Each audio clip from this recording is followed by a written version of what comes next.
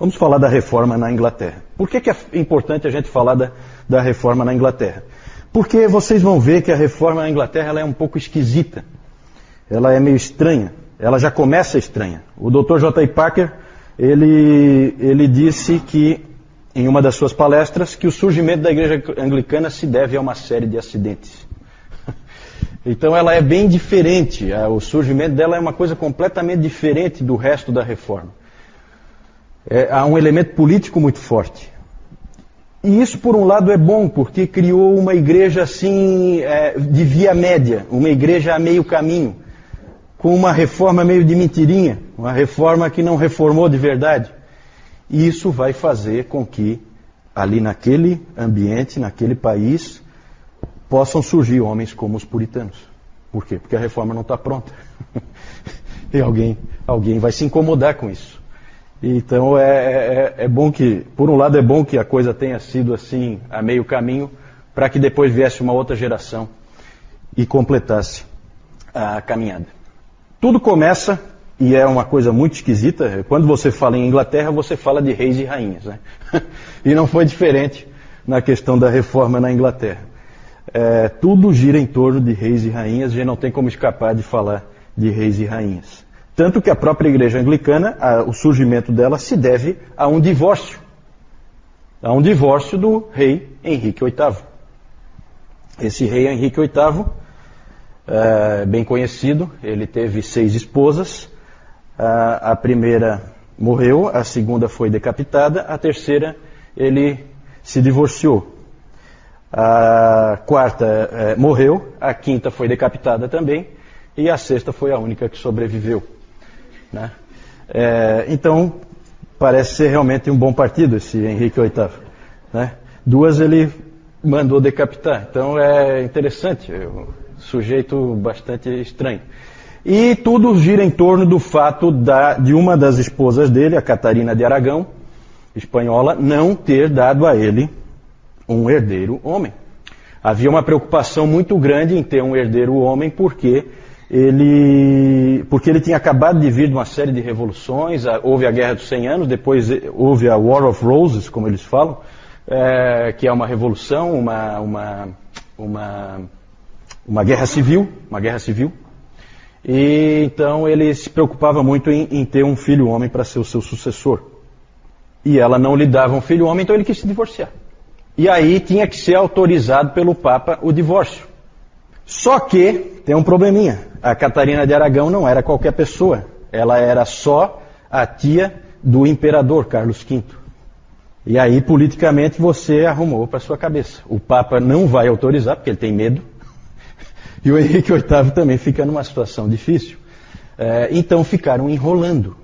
Certo? Ficou aquela burocracia e não saía nunca a autorização dele para se divorciar. O que ele fez? Ele simplesmente declarou um belo dia que ele era o cabeça da Igreja da Inglaterra. Em 1534, ele se disse o cabeça da Igreja da Inglaterra. Não é o Papa, sou eu o cabeça da Igreja da Inglaterra. Que bom cabeça esse, hein? 6 esposas, 2 ele decapitou. Duas perderam a cabeça por ele, né? Devia ser realmente um... Mas ele então simplesmente fez isso. Politicamente declarou que ele passava a ser o cabeça da igreja. E aí, Henrique VIII autorizou Henrique VIII a se divorciar. Certo? Perceberam a jogada? Que maravilha, né? Alguém já disse que esse cara aí, Henrique VIII, alguém disse sobre ele. Ele era o rei, o único rei, e nada mais que o rei. E em relação à Igreja da Inglaterra, ele era o Papa, o único Papa, e algo mais do que o Papa. Então esse sujeito aí, na verdade, governava com mão de ferro, não só o reino, mas a própria Igreja. Sim. Ele é um dos Tudors, o Henrique VIII é um dos Tudors. É a dinastia Tudor. Aí vocês já perceberam, pelo quadro assim que vocês puderam ver do Henrique VIII, vocês já perceberam que quem não concordava com ele morria, né? Então o Thomas More, que tinha sido o chanceler dele na época em que ele ainda era católico, o Thomas More permaneceu muito fiel ao catolicismo. E aí, evidentemente, Foi morto pelo Henrique VIII, claro. E o Thomas Cromwell, que foi outro, que daí era protestante e era luterano, também alguma hora lá o Henrique VIII não gostou de alguma coisa que ele disse e também mandou matar. Então ele ia mandando matar a turma um por outro, um atrás do outro. O Thomas Cromwell, quando foi morto, quando ele foi decapitado, no mesmo dia mais 2 protestantes foram queimados e 3 padres católicos foram enforcados. Tudo no mesmo dia. Até alguém, um estrangeiro que passava por ali, disse o seguinte: que país é a Inglaterra? Que país fantástico é a Inglaterra. Lá enforcam-se papistas e queimam-se antipapistas. Não tem lógica nenhuma, né? A mesma coisa, você queima o protestante, queima o católico, queima tudo junto. Então é estranho. Quando Henrique morreu, o seu filho Eduardo VI, filho da Jane Seymour, que foi acho que a terceira esposa dele, ou a segunda, ele assumiu, ele tinha só 10 anos de idade, claro que aí tinha regentes ajudando ele, mas ele era protestante. E na época do Eduardo VI, o protestantismo floresceu na Inglaterra. O problema é que Eduardo VI morreu aos 16 anos. E aí assumiu a irmã dele, Maria I, a Sanguinária. Bloody Mary, né? Bloody Mary. Ela é a Bloody Mary. Ela era ultracatólica, essa Maria. E ela reinou de 1553 a 1558, e ali foi uma época de fortíssima perseguição aos protestantes. Fortíssima perseguição. Muitos foram mortos nessa época, por isso que ela é a Bloody Mary, por isso que ela é a Maria Sanguinária. O John Foxe escreveu o Livro dos Mártires, e ali ele cita vários que morreram sob a Bloody Mary. Ele fala de 284 mortos por causa da sua fé, e cerca de 800 líderes protestantes foram para o continente. Porque aqui em Inglaterra, né, vamos se localizar, a Inglaterra é uma ilha, certo? Quando a gente fala ir para o continente, é você vir para a parte continental da Europa, certo? O que eles fizeram, esses 800 líderes aí, protestantes? Foram para Genebra, boa parte deles. Né? Então é aquela coisa, você acha, a Maria achava que estava fazendo uma grande coisa para acabar com o protestantismo ao perseguir os protestantes, quando na verdade ela estava arrumando problemas, porque esses indivíduos foram lá aprender, eles foram para o melhor lugar que existia para aprender, que era a Academia de Genebra, certo? Boa parte deles.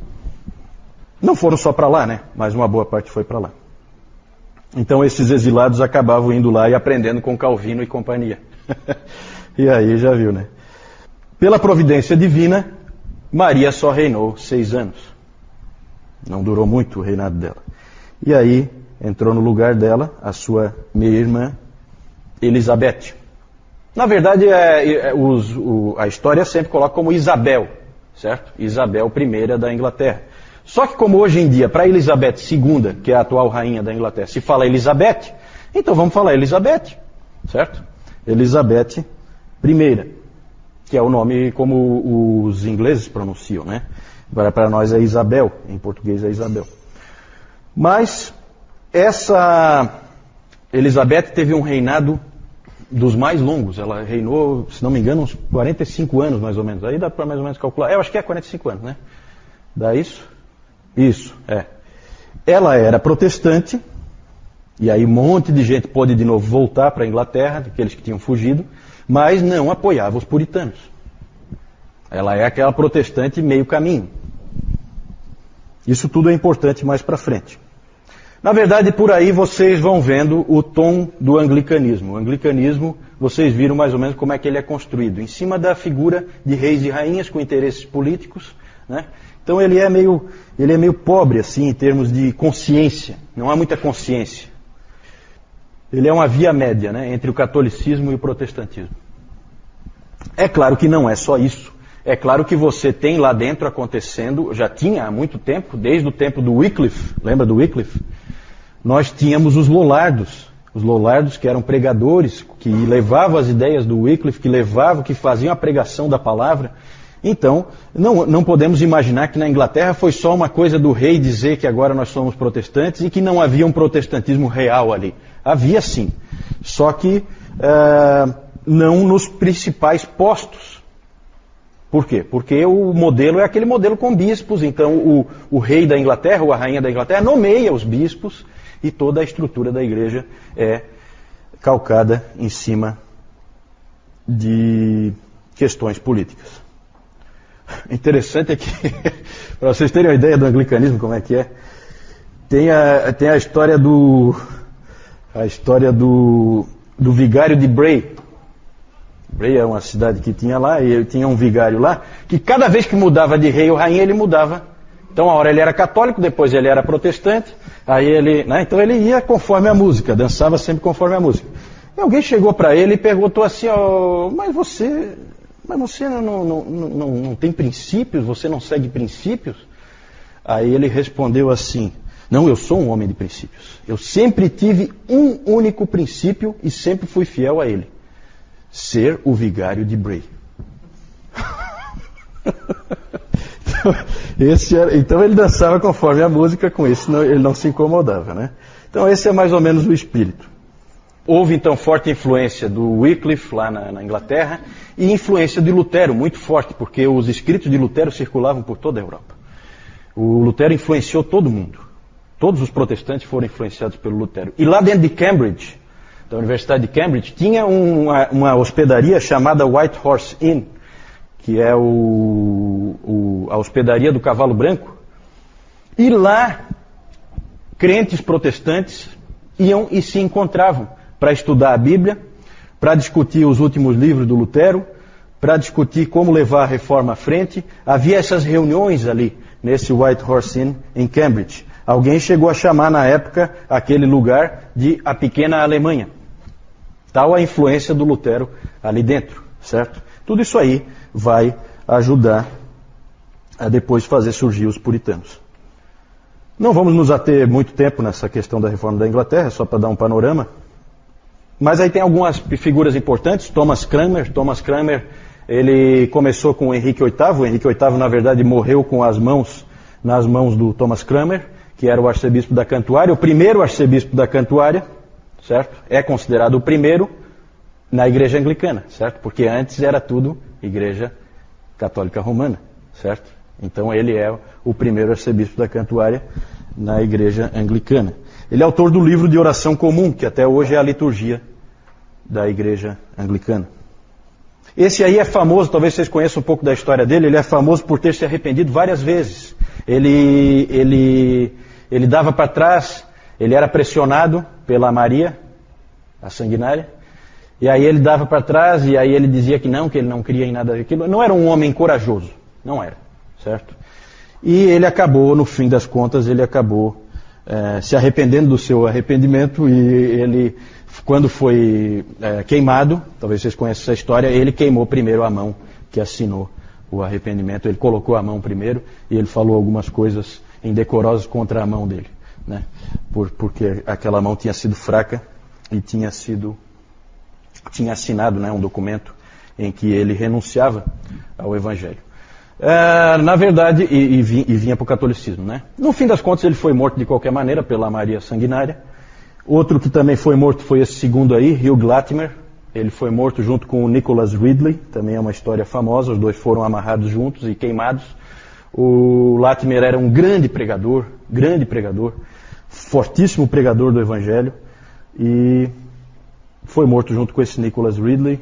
Ali tem a famosa frase dele para o Ridley, né, que ele falou assim: fique firme, mestre Ridley. Neste dia nós vamos acender tal candeia, pela graça de Deus, na Inglaterra, que eu confio que jamais se apagará. Isso lá na fogueira, ele falou para o Ridley. Né? Um pouquinho de humor aí, né? Vamos acender uma candeia, na verdade estão pegando fogo. Né? E por último, esse também é um sujeito muito importante, talvez vocês já tenham visto o nome dele, porque sempre que se fala em Bíblias, se fala em William Tyndale. Ele fez a tradução da Bíblia. Ah, mas o John Wycliffe já tinha feito. Sim, o Wycliffe tinha feito, mas ele tinha traduzido da Vulgata. Essa tradução do Tyndale é uma tradução direto dos originais, direto dos manuscritos, direto do grego, certo? Ele começou traduzindo Claro que aqui já há influência do quê? Dos humanistas, influência do Erasmo, né? Então essa é a época em que começam as traduções vindo do original, certo?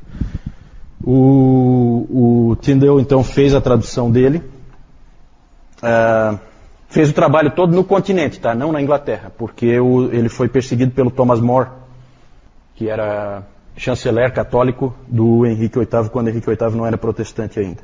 Ele completou o Novo Testamento em 1526 e já tinha traduzido metade do Velho Testamento quando morreu, então, em 1536. Depois o Miles Coverdale terminou a tradução. É só citar esses nomes aí, porque podem aparecer, de repente estão lendo alguma coisa, aparecem os nomes aí, então só para lembrar que alguma vez vocês já ouviram os nomes dessas pessoas aí. Então aí, nós temos aí os reis e rainhas, né? O Henrique VIII ali, o Eduardo VI, evidentemente morreu com 16 anos, então só tem a pintura dele ainda menino, a Maria I, então a Maria Sanguinária, e a Elizabeth I. Essa Elizabeth I sempre aparece em um monte de filmes aí de Hollywood, né? Vários filmes ela já apareceu, toda hora vem um outro filme com a Elizabeth I. Foi uma rainha muito importante na história da Inglaterra. 45 anos de reinado não é pouca coisa. E ainda mais no meio daquela turbulência toda. Thomas Cranmer, Hugh Latimer e, aqui está errado, esse aqui é o Tyndale. Esse aqui mais à minha esquerda. Parece ser realmente um bom partido esse Henrique VIII, né? Duas ele mandou decapitar, então é interessante, é um sujeito bastante estranho. E tudo gira em torno do fato de uma das esposas dele, a Catarina de Aragão, espanhola, não ter dado a ele um herdeiro homem. Havia uma preocupação muito grande em ter um herdeiro homem porque ele tinha acabado de vir de uma série de revoluções, houve a Guerra dos 100 Anos, depois houve a War of Roses, como eles falam, que é uma revolução, uma guerra civil, e então ele se preocupava muito em ter um filho homem para ser o seu sucessor. E ela não lhe dava um filho homem, então ele quis se divorciar. E aí tinha que ser autorizado pelo Papa o divórcio. Só que tem um probleminha. A Catarina de Aragão não era qualquer pessoa. Ela era só a tia do imperador Carlos V.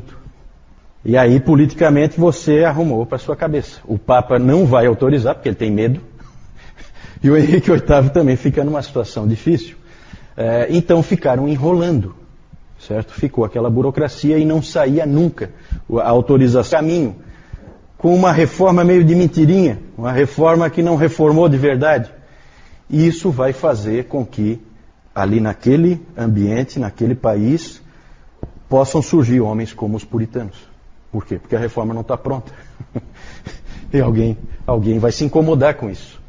Então é bom que, por um lado é bom que a coisa tenha sido assim, a meio caminho, para que depois viesse uma outra geração e completasse a caminhada. Tudo começa, e é uma coisa muito esquisita, quando você fala em Inglaterra, você fala de reis e rainhas, né? E não foi diferente na questão da... Vamos falar da reforma na Inglaterra. Por que é importante a gente falar da reforma na Inglaterra? Porque vocês vão ver que a reforma na Inglaterra ela é um pouco esquisita. Ela é meio estranha. Ela já começa estranha. O Dr. J. Parker, ele disse que, em uma das suas palestras, que o surgimento da igreja anglicana se deve a uma série de acidentes. Então ela é bem diferente. O surgimento dela é uma coisa completamente diferente do resto da reforma. Há um elemento político muito forte. E isso, por um lado, é bom, porque criou uma igreja assim, de via média, uma igreja a meio reforma na Inglaterra. Tudo gira em torno de reis e rainhas, a gente não tem como escapar de falar de reis e rainhas. Tanto que a própria igreja anglicana, o surgimento dela se deve a um divórcio. A um divórcio do rei Henrique VIII. Esse rei Henrique VIII, bem conhecido, ele teve 6 esposas. A primeira morreu, a segunda foi decapitada, a terceira ele se divorciou. A quarta morreu, a quinta foi decapitada também, e a sexta foi a única que sobreviveu, né? Então,